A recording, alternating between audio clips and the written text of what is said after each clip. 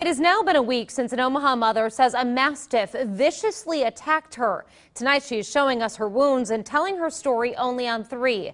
KMTV Action 3 News reporter Megan Matthews is at the Humane Society where the dog is in quarantine tonight. Megan?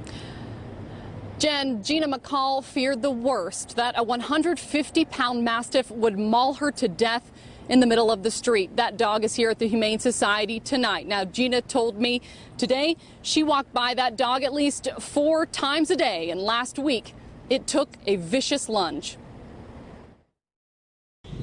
That's my arm. My back's a lot worse. Underneath the Band-Aids on Gina McCall's arm are puncture wounds seeping from infection. Her bruises still painful to the touch 1 week after a vicious attack.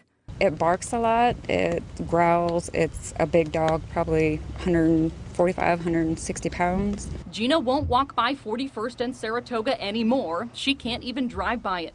The images of the mauling are just as fresh as her wounds. I can hear him growling, coming at my face. I'm constantly moving, putting my arm up, and he just keeps biting, and I can't get him off me because he's too heavy. Gina walked like she did every day to pick up her 5-year-old daughter from Central Park Elementary.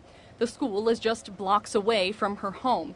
When Gina turned the corner, the huge Mastiff broke loose from its chains and jumped her from behind. The dog bust through the fence, jumped on my back, started biting my back, put me to the ground, tried to come at my face, growling, so I put my arm up like this, and then he continued to bite my arm. Gina kicked and screamed and still could not get the dog off her.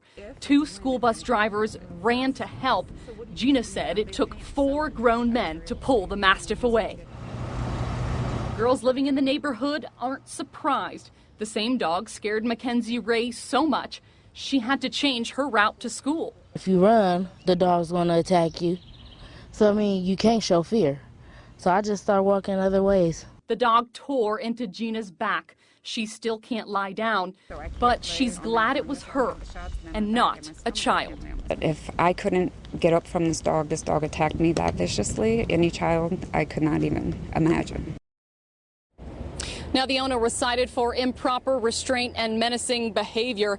The dog will be quarantined for 10 days here at the Humane Society and will eventually be put down. Reporting live near 72nd and Fort, Megan Matthews, KMTV, Action 3 News.